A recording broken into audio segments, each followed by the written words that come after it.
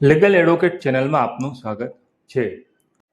આજે આપણે જોઈશું હિન્દુ મેરેજ એક્ટ 1955 હેઠળ પરસ્પર સંમતિથી છૂટાછેડા એટલે કે ડાયવોર્સ બાય મ્યુચ્યુઅલ કન્સેન્ટ લેવા માટેના કાયદાકીય સમયગાળા અને તેમાં કોર્ટ દ્વારા આપી શકાતી છૂટછાટ અંગે દિલ્હી હાઈકોર્ટે શિક્ષા કુમારી વિરુદ્ધ સંતોષ કુમારના કેસમાં આ ચુકાદો આપ્યો છે, જેમાં જણાવ્યું છે કે જો લગ્ન જીવન સંપૂર્ણપણે તૂટી ગયું હોય તો પક્ષકારોને બળજબરીથી સંબંધમાં બાંધી રાખવાને બદલે કાયદાકીય સમયગાળામાં છૂટછાટ આપીને વહેલા છૂટાછેડા મંજૂર કરી શકાય છે।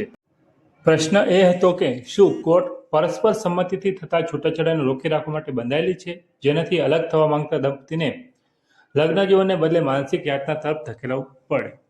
તો અગાઉના એક કેસ સંકલ્પસિંહ વિરુદ્ધ પ્રાર્થના ચંદ્રમાં ડિવિઝન બેન્ચે એવો અભિપ્રાય આપ્યો કે છૂટાછેડાની પ્રથમ અરજી ભલે 1 વર્ષનો અલગ રહેવાનો સમયગાળો પૂરો થયા પહેલા કરી શકાય, પરંતુ છૂટાછેડાનો અંતિમ હુકમ તો જે આપી શકાય જ્યારે અલગ રહેવાનો 1 વર્ષનો સમયગાળો પૂર્ણ થાય।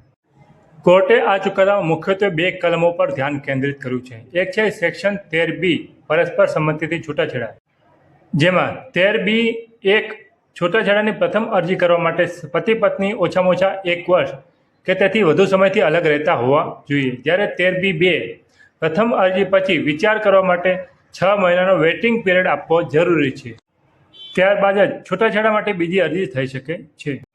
બીજી કલમ છે સેક્શન 14(1) નો અપવાદ। સામાન્ય રીતે લગ્નના 1 વર્ષની અંદર છૂટાછેડાની અરજી દાખલ થઈ શકતી નથી, પરંતુ જો કેસમાં અસાધારણ મુશ્કેલી અથવા સામા પક્ષ તરફથી અસાધારણ ક્રૂરતા વિકૃતિ સાબિત થાય તો કોર્ટ 1 વર્ષ પહેલા પણ અરજી સ્વીકારી શકે છે।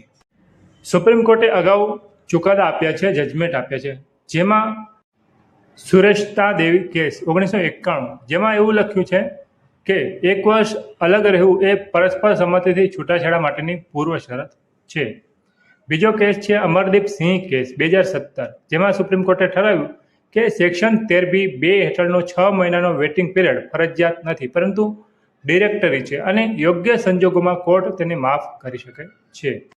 ત્રીજો કેસ છે અમિત કુમાર કેસ 2021નો, જેમાં 6 મહિનાનો સમયગાળો માફ કરવા માટે ક્યાં 8 પરિબળો ધ્યાનમાં રાખવા તેની ગાઈડલાઈન આપેલી છે। ચોથો કેસ છે શિલ્પા શૈલેષ કેસ 2023, જેમાં બંધારણની કલમ 142 હેઠળ સુપ્રીમ કોર્ટ સેક્શન 13B ની શરતોનું પાલન કર્યા વિના પણ તાત્કાલિક છૂટાછેડા મંજૂર કરી શકે છે। હાઈકોર્ટની બેન્ચે જે તારણો આપ્યા અને નિર્ણયો આપ્યા તે આપણે જોઈએ, જેમાં 1 વર્ષની શરતમાંથી મુક્તિ શક્ય છે। સેક્શન 13B(1) દર્શાવેલ 1 વર્ષનો અલગ રહેવાનો સમયગાળો ફરજિયાત નથી। સેક્શન 14(1) ના અપવાદનો ઉપયોગ કરીને ફેમિલી કોર્ટ અથવા હાઈકોર્ટ પોતાની વિવેક બુદ્ધિથી આ 1 વર્ષની શરત માફ કરી શકે છે અને પ્રથમ અરજી વહેલી સ્વીકારી શકે છે। બીજું છે 6 મહિનાનો પિરિયડ પણ સ્વતંત્ર રીતે માફ થઈ શકે। 1 વર્ષના સમયગાળાની માફી મળવાનો અર્થ એવો નથી કે 6 મહિનાનો વેઇટિંગ પિરિયડ માફ ન થઈ શકે। કોર્ટ આ બંને સમયગાળાને સ્વતંત્ર રીતે ધ્યાનમાં લઈને બંનેમાં છૂટછાટ આપી શકે છે। ત્રીજું છે તાત્કાલિક છૂટાછેડાની મંજૂરી। અગાઉના સંકલ્પસિંહ કેસના એ ચુકાદાને કોર્ટે ફગાવી દીધો, ઓવર રૂલ કર્યો, જેમાં કહેવાયું હતું કે છૂટાછેડાનો અંતિમ હુકમ 1 વર્ષ પૂરો થયા પછી જ આપી શકાય। કોર્ટે સ્પષ્ટ કર્યું કે જો બંને પક્ષો સહમત હોય અને મુક્તિના યોગ્ય કારણો હોય તો છૂટાછેડાનો હુકમ તાત્કાલિક અસરથી જ આપી શકાય છે। ક્યારે છૂટછાટ આપી શકાય? તો આ મુક્તિ પક્ષકારો માંગે એટલે સીધી મળી જતી નથી। કોર્ટ જુએ છે કે શું ખરેખર દંપતી વચ્ચે અસાધારણ મુશ્કેલી છે અને પૂજા ગુપ્તા કેસમાં નક્કી કરાયેલા માપદંડો જેમ કે પરસ્પર સંમતિ મુક્ત છે કે નહીં, સમાધાનની કોઈ શક્યતા બાકી છે કે નહીં વગેરે સંતોષાય છે કે નહીં। ખોટી માહિતી આપવા પર દંડ। જો કોઈ પક્ષકાર ખોટું બોલીને કે માહિતી છુપાવીને વહેલા છૂટાછેડા મેળવ્યા હોવાનું સાબિત થશે તો કોર્ટ ડિવોર્સ ડિક્રી રદ કરી શકે છે અથવા તેને પાછળની તારીખથી અમલી બનાવી શકે છે।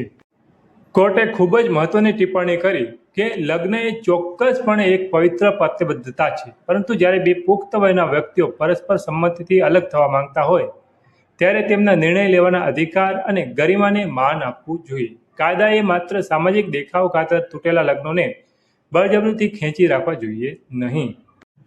આપણે આવા જ કાયદાને લગતા વિડીયો તેમજ નવા આવતા જજમેન્ટ અને નવા આવતા કાયદાકીય પ્રશ્નોને લાવતા રહી છે। જેથી જો તમને વિડીયો પસંદ આવે તો વિડીયો લાઇક કરો અને લીગલ એડવોકેટ ચેનલ સબસ્ક્રાઇબ કરો અને કોઈ પ્રશ્ન હોય તો કમેન્ટમાં જણાવી શકો છો।